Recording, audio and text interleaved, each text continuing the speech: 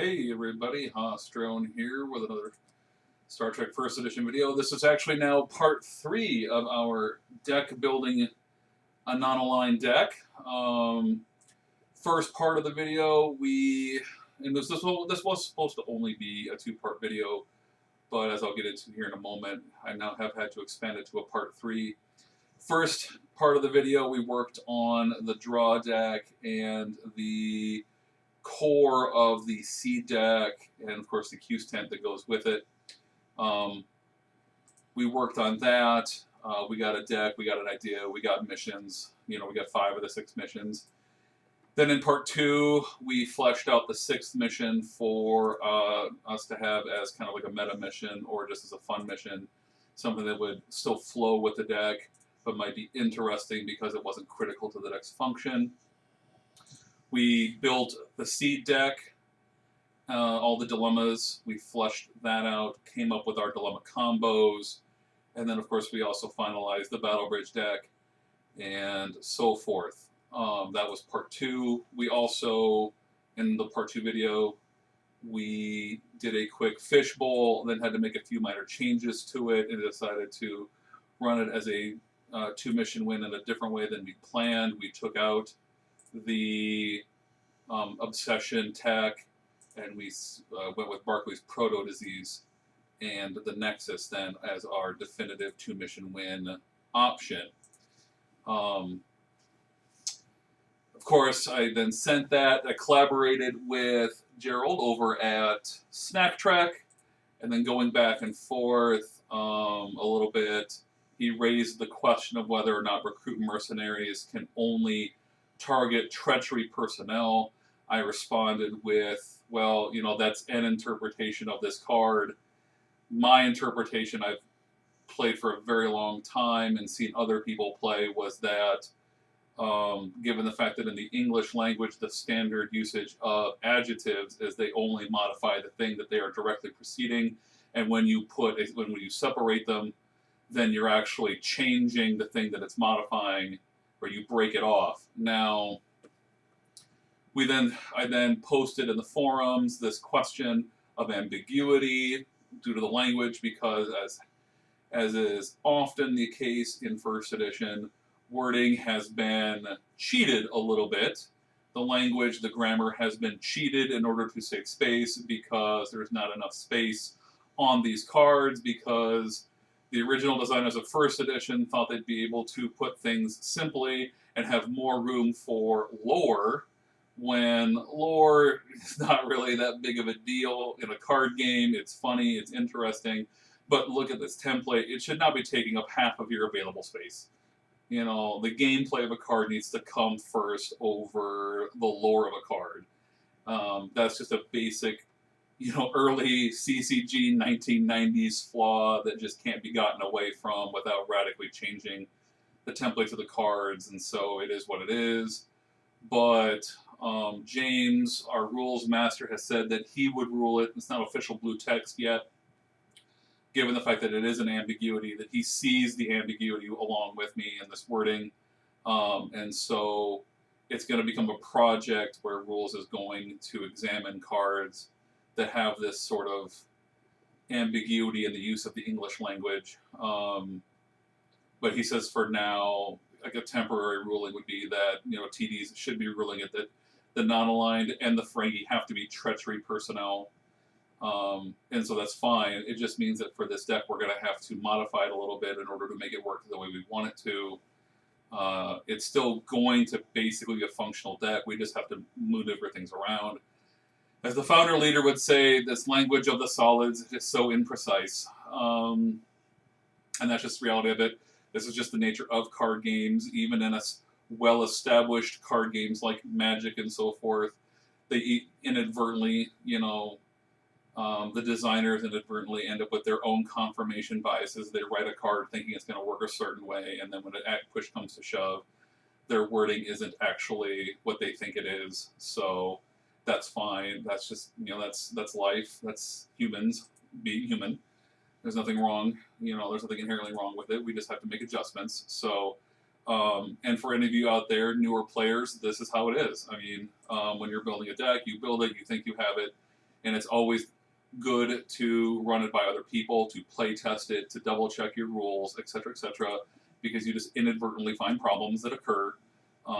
We all have our own confirmation biases. Even #1 rated players who've played this game since the early '90s, even people, even I end up encountering things where I just kind of, I read it a certain way because of my knowledge, my background, my law school training, and so forth. I see language a little bit differently, and if that's not the way the card was intended, well, the designer intent and the rules trump whatever it is that I might personally think. So we make adjustments, you modify your deck, you get it right in accordance with how it's going to be ruled, because what's most important is that when you play a deck, that your TD is going to rule in your favor right from the get-go. And so, if you have any questions, it's always a good idea to contact rules or contact your TD at an event and say, this is what I'm going to be doing. Do you agree? If you do, then I would expect, and if you agree with it, then I expect you to rule it that way at the tournament if push comes, if it gets questioned. That's just the proper way to handle the issue. If your TD comes back and says, no, I found something that disagrees with that, I found something in the rules, the glossary, etc., and they can show you why they rule differently, then that's on you then as the deck designer to then make your changes to fall in with the rules as they are interpreted. So, now, getting to the deck quick, getting back to the deck here. So, the changes that I've made, I'm not going to go through them here because I want to keep this video short. But what I've done is we've changed out Examine Morality, as much fun as it is to play with that stuff.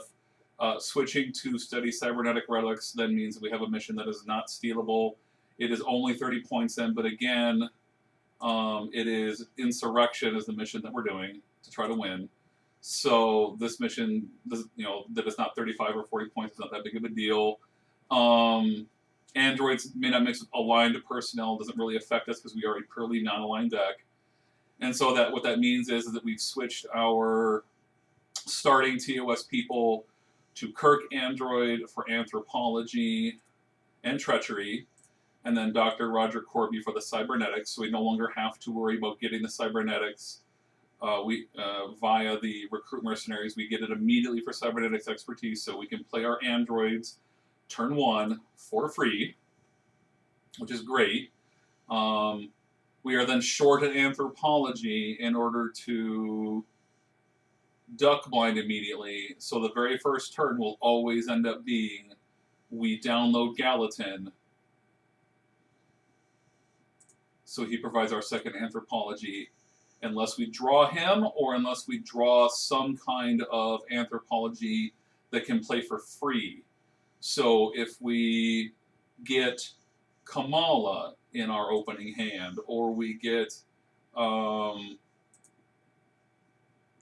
somebody else who has it, and we can play them for free, then that's what we'll do, and then that frees us up to be able to, like if we get Anya for free and then she downloads Celia, Celia has the Anthropology we would need. So that gives us the option where we don't have to get Gallatin, but if we don't get a free play Anthropology in the opening hand, Gallatin is the download. We're still going to flip Space Store for the Flaxseed Scout Vessel so that we can get the Anthro there, and then Gallatin is the other one, and we can duck blind immediately on the first turn. So we're actually a little bit more efficient now in that opening turn. The other change I made since Corby and Kirk Android are now seated, what I've done is I've changed the personnel that they got taken out of the deck and we put into different personnel. I've put in, I didn't take Yarnek and Exculbian Green and put them in the deck. The fact is, though, Exculbian Green wasn't providing us anything other than the double treachery, and Yarnek doesn't play for free in any capacity, so they're not going in the deck. So what I've done is really the Anthropology is what Yarnek was all about anyway. So we've replaced him with Duran. Duran plays for free as a civilian, has Anthropology, and then he has the double treachery to replace the double treachery we're looking for on Exculbian Green.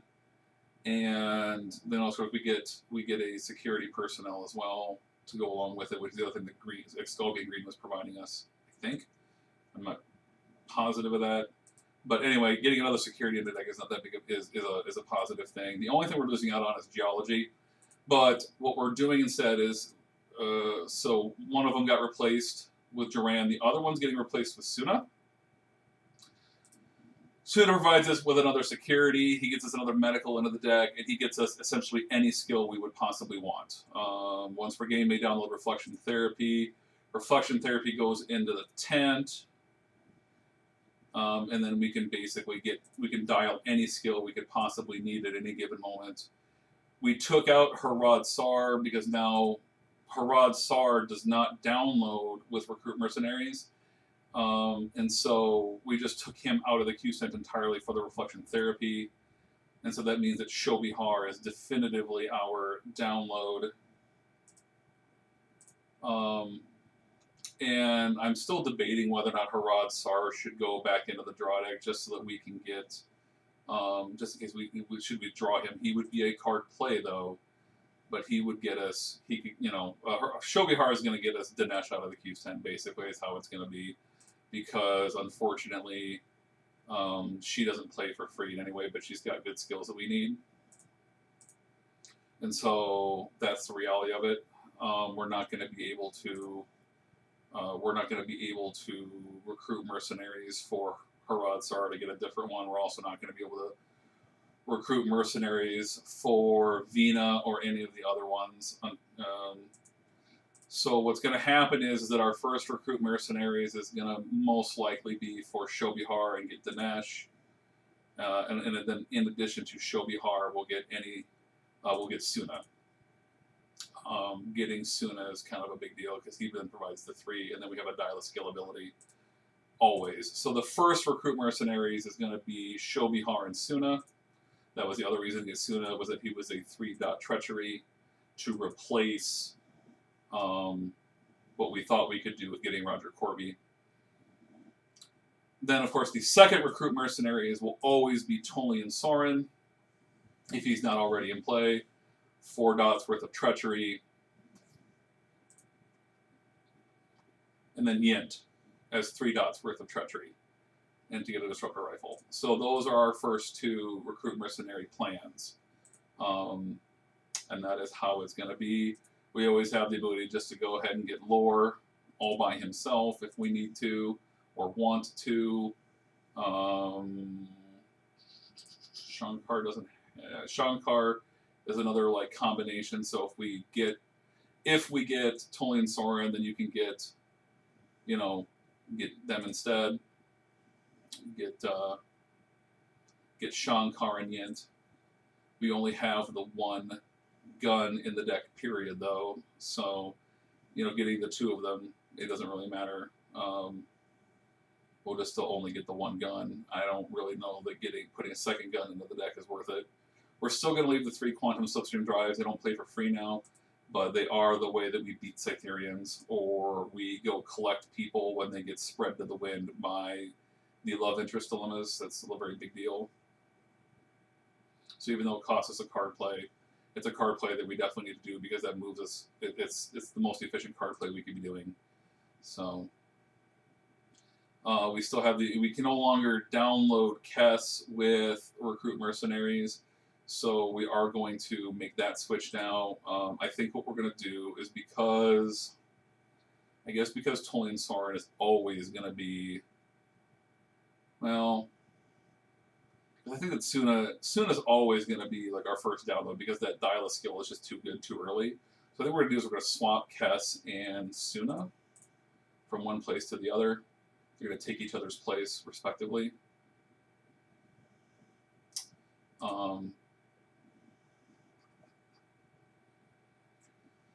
Kess will always be our person that gets run through the temporal micro wormhole.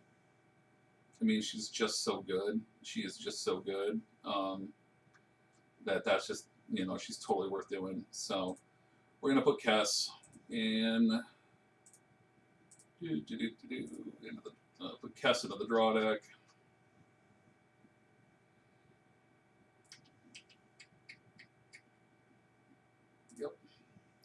And then in the Q's tent, that's where Suna's going to go. So Suna's going to go to the Q's tent. So the first one that we do is always going to be, we're going to be pulling the two of them out of the Q's tent. Then it's just going to be Hoshobihar and Suna every time. Because they provide us with, again, any dial a skill and another free personnel with Dinesh out of the Q's tent. So, yep. So that's the change we're making. Now it's reflected. Okay. And I think that's kind of where we're at right now. I mean, we could theoretically replace one of the quantum slipstream drives with the Traveler. That would be another like interesting thing to do because it would be a free play. It would just, and you know, it could be a free play. The only problem with it is that the quantum slipstream drive actually is a lot, you know, allows us to play it anywhere, like wherever the ship happens to be. Whereas if we get the Traveler, then it has to be, you know, we're playing the Traveler to our outpost. But it would be a way that we could get it quote unquote for free. That's a possibility. I don't know that it's worth doing right now, but anyone out there who may think about playing this deck, that's an option for a change. But yeah, I think that's the changes we're making. As far as actual gameplay purposes are concerned, I don't remember what I put in the second video during the playtesting, but we cannot put Eltonian Brain Teaser and Barclay's Protomorphosis Disease at the same location. So it's going to have to be, we can't put all three of them at the one mission. Eltonian Brain Teaser is just going to go to wherever it is that we're planning on downloading people to, and the Barclays will go to the other one. So if we're just planning on, we look at, you know, I think realistically, it's going to have to be Eltonian Brain Teaser along with the Nexus at the space mission, and then the Barclays Protomorphosis will go to the planet mission. And the reason why, and then we're always going to have to just be recruiting mercenaries to the space mission. Like, we're not going to be able to recruit mercenaries to Insurrection.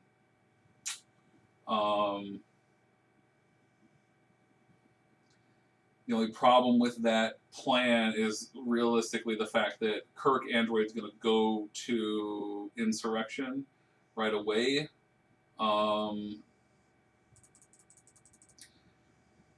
It might just have to be a thing where we're going to have to, you know, just kind of like be a little more weirdly judicious about it. So let's just get rid of these out of here.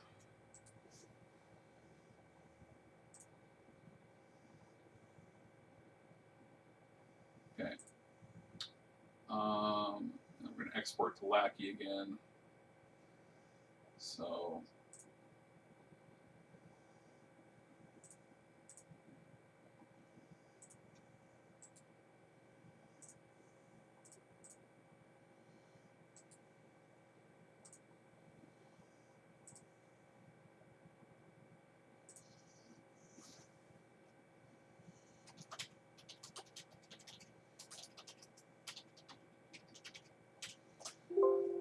right.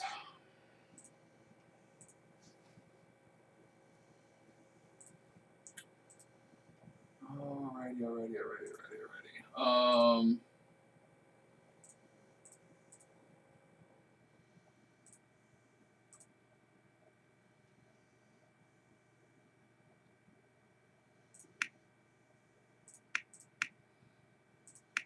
Alright, so let's go ahead and just get the Eltonian Brain Teaser out of there. And get Barclays out of there.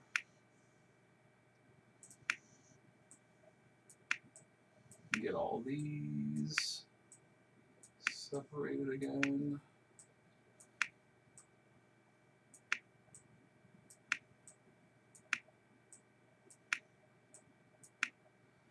All right.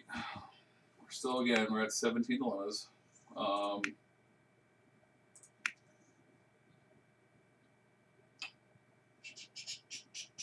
The Battle Bridge Door, I don't know is anything that we need to do anymore with this. Now that I think about it, and we could actually get a dilemma back.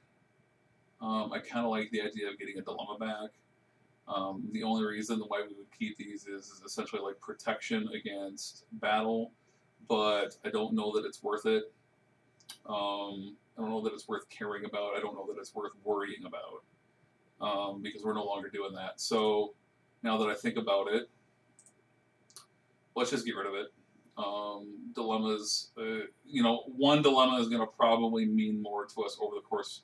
It would mean more to you probably over the course of a tournament than a battle bridge door that most games is not going to get used because we're not trying to shoot anything anymore. So we will just get rid of that entirely.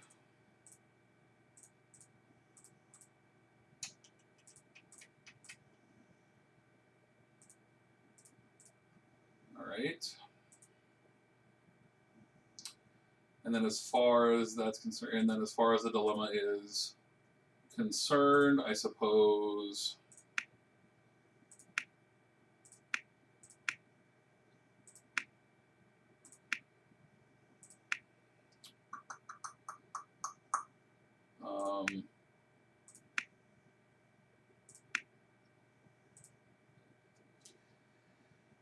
as far as like a dilemma is concerned, that would be good. Like I said, what we want to do then is probably turn one of our single cards into a 2-card dilemma. So we're gonna just have it be. We're just gonna put in Edo Probe. We'll put the Edo Probe back in. Edo Probe will just go back in. There's the Edo Probe. We'll put it in here.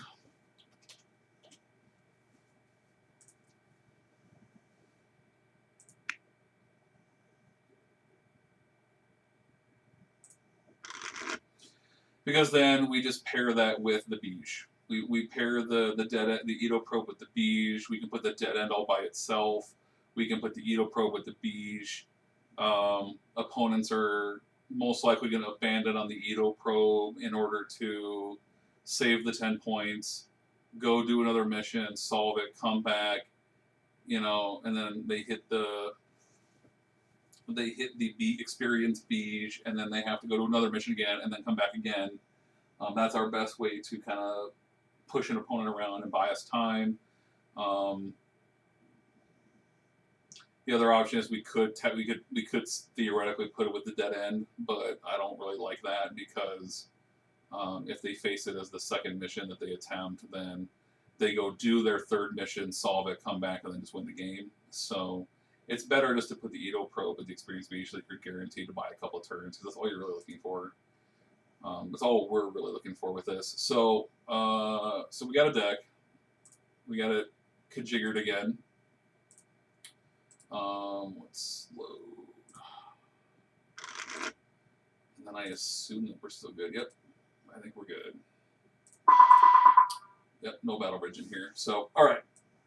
So drop the Q's 10, drop a Temporal Micro Wormhole. That's a self-seed. These are self-seeds.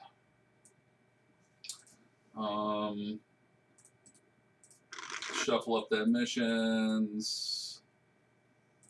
Once again, we start off with that.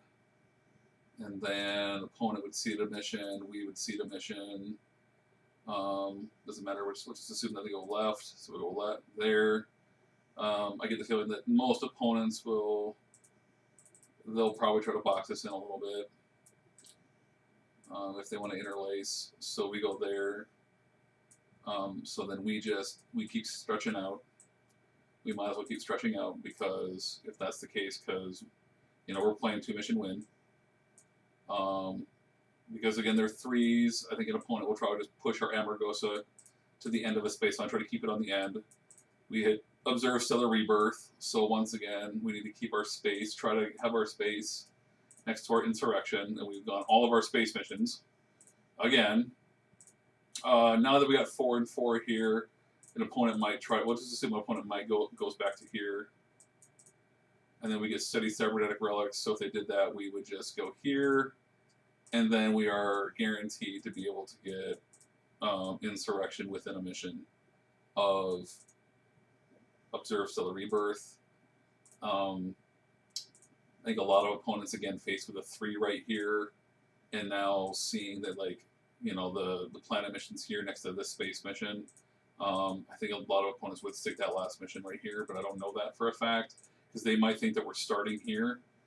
And so I think a lot of opponents will think we're starting here, and so then they'll be like, okay, let's put this on this, and we'll keep this on the end of a space line, and then they'd stick a mission here. So we're going to assume that, and we're going to put insurrection here. We're not going to seed these out. We're still good. We know what's going on.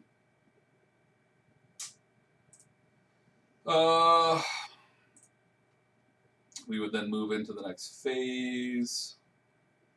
Sun Observatory, Duck Blind, Cybernetics Expertise. We'll stick Neutral Outpost here. We'll War Council it. Space Door it. And get our two dudes. And then, of course, these would have been self-seeded before we did any of that. So once again, we're just going to assume that it's this here, along with this, and we Barclays Proto the Insurrection as a self-seed. Again, the idea is that we think opponent's going to dead-end Insurrection once they see it, and then we're going to have to come up with 20. We're going to have to come up with this mission plus sticking Tolian Sorin into the Nexus. This is also good in the sense of that we know the Nexus is going to go here, so when it eventually shows up in just a couple of turns, we can send Tolian Sorin into the Nexus and then be on our way to getting past whatever in Insurrection, trying to get the Insurrection for the win. So that's our seeds and everything else. So let's move those to top of removed. All right. There we go. That's much better. That's a better draw than what we saw before. So this is good because we've got the free play anthropology in our hand, which means that we're totally free to do him for free, her for free, gets us 2 card draws. And then card play is flip for a ship.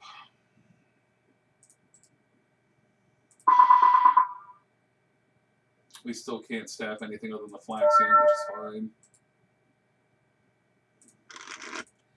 Unless our opponent sticks a 5 right here, the Flaxian scout ship gets us all the way to Insurrection. It's not a big deal.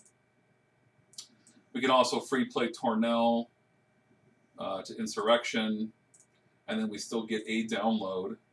So now that we've got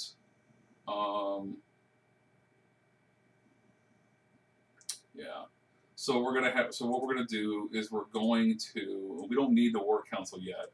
So what we're gonna do is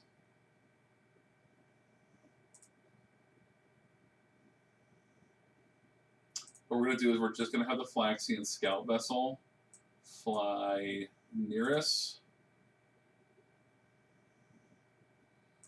And Roger Corby over to here, leaving Kirk Android behind.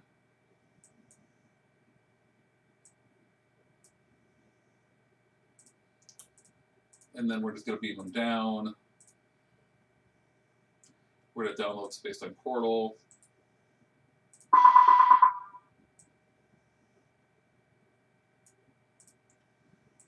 Yep. I think we're looking okay. And then end of turn, we'd just be able to draw 2, and we'd be perfectly fine. See, now we're finding all of our recruit mercenaries. Oh yeah, we'd also have a download with Sona Observatory, so let's actually back that up a second. So we would still have that download. So we would actually go get Rawaffo for that double treachery.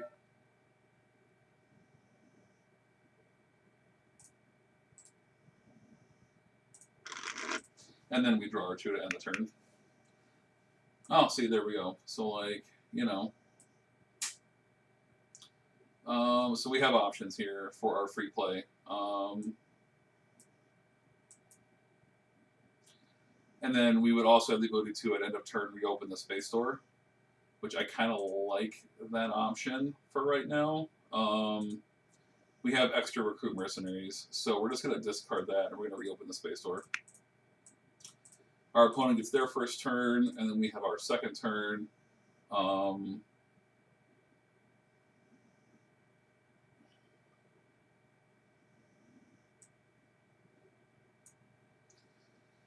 Skill bosses are skill bosses, so we would go him for free, and then we would recruit mercenaries here. And again, that just gets us Suna, Shobihar.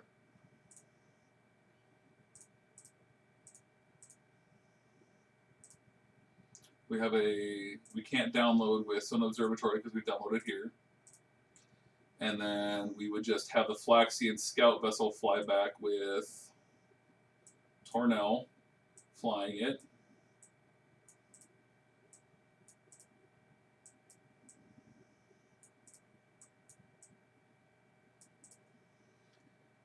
And bringing Ruafu along with as well.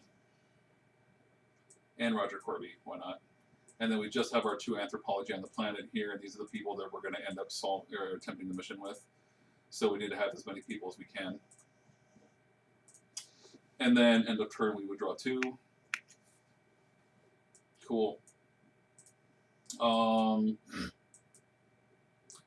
So what I'm thinking right now is that on this turn 3, when we attempt, we really don't need to recruit mercenaries on this turn. I mean, we could. On turn 3, we could recruit mercenaries, but I kind of feel like card playing Torias might be better, because we're not gonna put Tully and Soren at risk, I don't think. That's who we would download. But anyway, opponent's turn, we're gonna get Dinesh for sure. And then of course our other option is we card play to go get a ship, so that we would have Tractor Beam, which is something we're probably going to need. That's the only problem with the Flaxian Scout Vessel as our opening ship, is that we don't have Tractor Beam when we would potentially face a love interest garbage scout here. But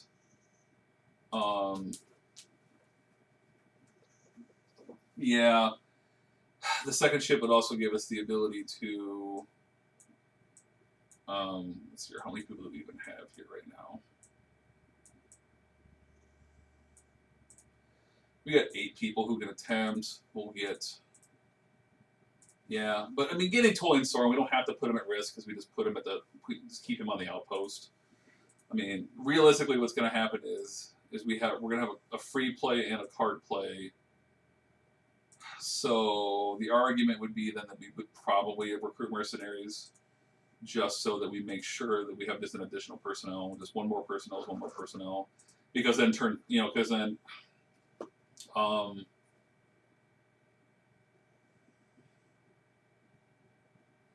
I guess, yeah. I mean, if we wanted to attempt with what we had other than Dinesh, we could do that just to see what we face. I mean, that would be the most efficient thing to do. We could literally just attempt with these 6 people and see what happens. We could just attempt with these 6. Because we can always hold Ruafo's special download for the moment that it actually matters, and that's it. I mean, that's the only thing that really matters. Or we could just attempt with 5, you know, just keep Suna protected for his Dyla skill. I mean, there's options. And this is all turn 2 questions anyway. These are 2 turn 2 questions. I like it almost no matter what. I mean, the only thing is that if we lose Jonathan Archer to a quantum leap, but then we'd be able to beat it on the very next turn with Suna downloading to get another archaeology onto anybody, and then we would not attempt with Ruafo. So we have a lot of options here. Let's just go with the idea we would actually just wait a turn.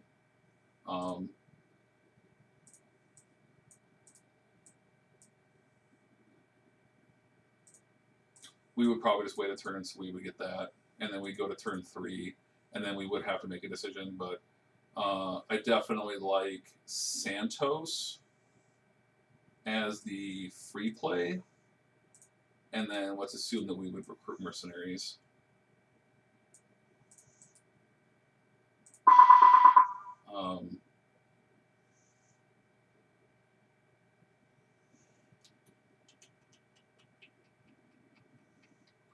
So we get Tolian Soren because he's key to the deck. And then, again, it's just a question of Yint. It'd probably be Yint. And then we get, because we need a Treachery with 3 skill. Treachery with 3 skills. We'd also have Sampo as an option. But Sampo free plays otherwise. And so I like Yint because of stellar cartography. Just random stellar cartography. Yep. Yep.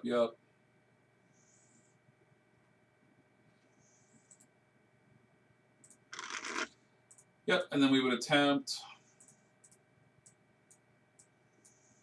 We'd leave Suna behind. I think we would leave Ruafo behind then on purpose.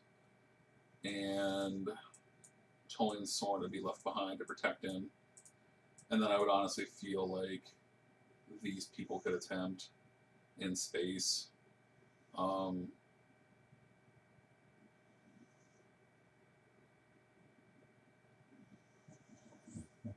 We definitely don't have enough to beat Gamtu, I don't think, because there's 12, 20, 28. No, we would. 31, 34, 38, 41. We could beat a leadoff. We can beat a leadoff Gamtu, Anthro computer skill we have, so we could beat a random V'ger, and then we would have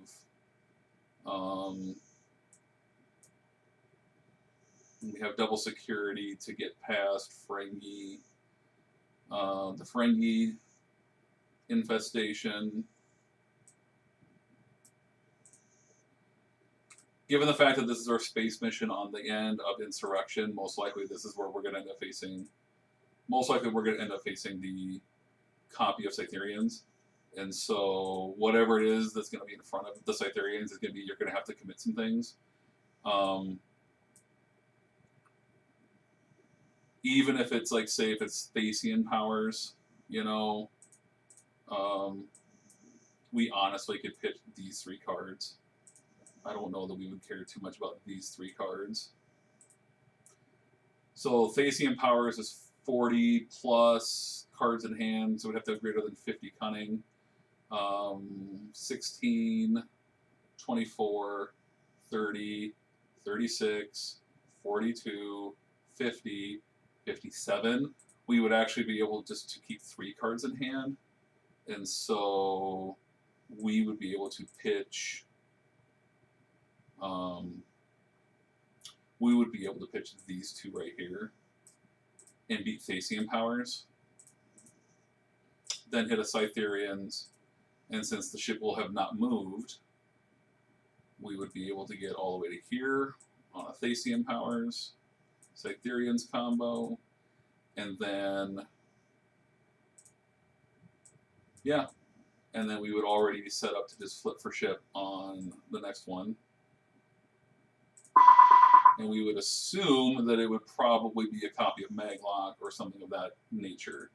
And so, I mean, losing Duran doesn't hurt us at all because he's still just strength 5. That's the reason why we'd be okay with that. And then, of course, end of turn, we would just simply draw 2, and then this would be like our other, here's another officer.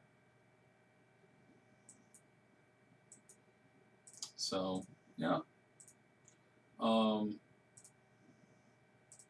We've got 1 treachery, 2 treachery, 3 treachery, 4 treachery. We would be able to card play a war council off of the ship people, and if we did it, and if we didn't, we'd be able to just go. We could do this way. We can do this way. We would go Excalbi and Kalis for free, and then be able to war council.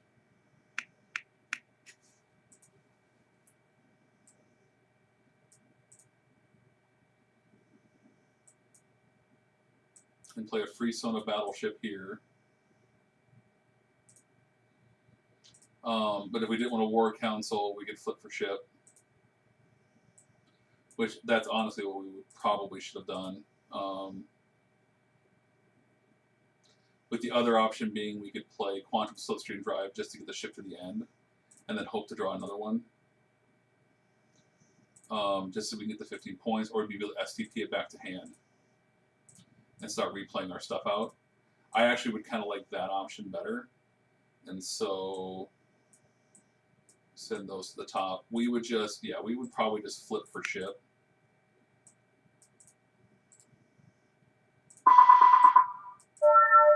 Yeah, that's the ship we would have to get. Oh, sorry. We would not.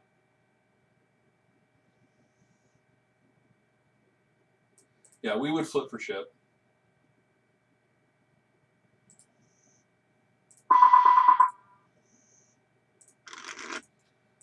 Yeah, we'd flip for ship. Thing is, I don't think a lot of opponents would let us finish this out. Like, if we start moving, they're going to come over and battle us, but we could force them to commit to that idea. And so we would fly to here. Because then if they let us, if they just let us, then that's fine. You know, if they just let us do that, the reason I think I like this plan better is the fact that we would then be able just to undock with Sona Battleship and attempt and just see whatever is at this wall that was being protected by the Cytherians. And to be perfectly honest, it's probably, like we said, we would probably assume that it's Maglock or something of that nature. But we would just not risk tolling Sorin. There'd be no reason to risk tolling Sorin. So we could just attempt with these 3 idiots and see what the heck happens. And then no matter what it is, pretty much almost no matter what it is, between Excalbi and Kalis and Suna being able to pull skills, we'd be fine. We would be fine. So that's kind of how we would do it. Like, let's assume that that's what we hit. We just bounce off a Maglock. We fly to here. We're okay. And then end of turn, we would just draw 2 again. And this would be amazing. This would be pretty good. We'd be able to select any skill present. So, assuming that's what happens, and let's assume that an opponent kind of comes after our Flagstein Scout Vessel. So we would STP it. The only problem is we then lose the ability to Reflection Therapy, but that's fine. And then we would just hope that opponent would not have Scorched Hand. But Scorched Hand would be the thing that would then ruin us.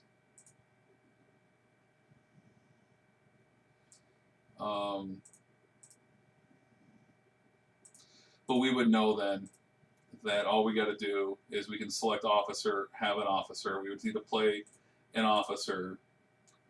We would just need to play an officer and then make sure we would play anything else that would get us the skills we need to solve. Nav, Anthropology, Stellar Cartography. We have the Stellar Cartography, so we just need Nav and Anthro.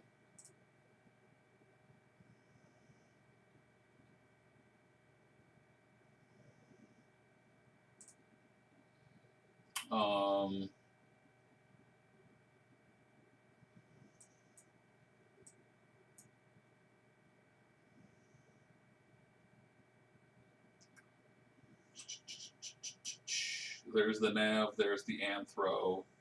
Also, nobody else has well, we got integrity 5 here, which is a little bit better to solve the mission with.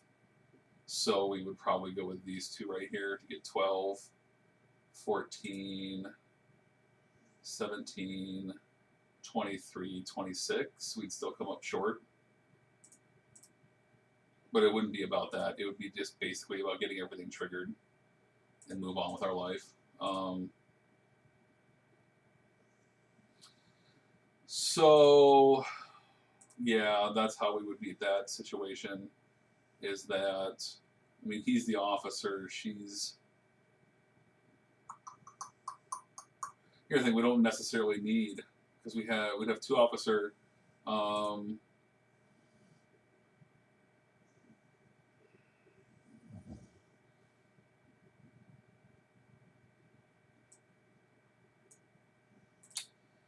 if we did this instead. Because anthropology would come from Celia, so we could just go free play, card play. There's anthropology and a second officer, and the navigate. Sorry, yeah, there's the navigation, the anthropology, and then we'd be able to special download Celia, and then we would be able just to go ahead and pull officer. We'd be able to gain officer from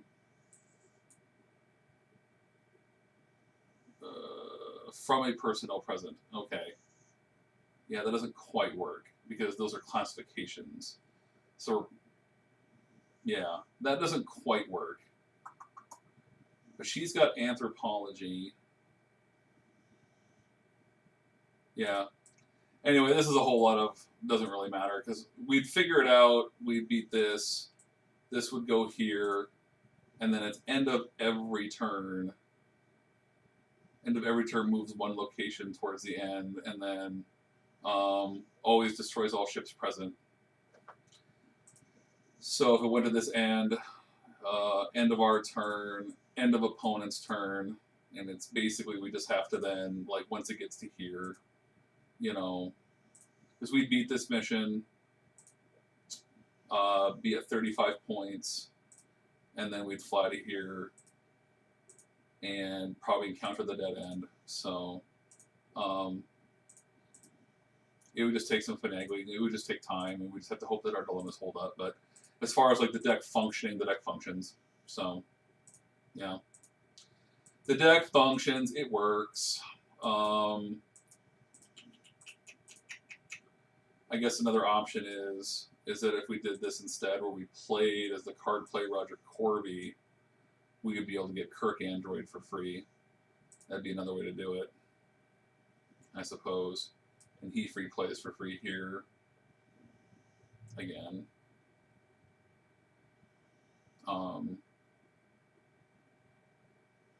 Yeah.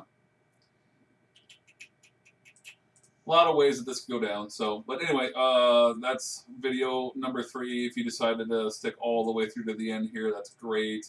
If you decided, you know what, I don't need to watch him like retest the deck, that's also fine. But thanks for watching. Like I said, now that I think this is pretty much finalized and is correct the way it is, go ahead then, if you want to watch it actually get played under live fire at quick speed, you can watch Gerald play it in the Snack Trek video. But thanks so much for watching. Make sure you like and subscribe to the channel if you haven't already. Not that I care too much about such things. I do this for the community, not for any kind of like monetary value. I don't think that I have ever had enough views of anything for YouTube to have to monetize me. So, but thanks so much for watching. May the profits be with you.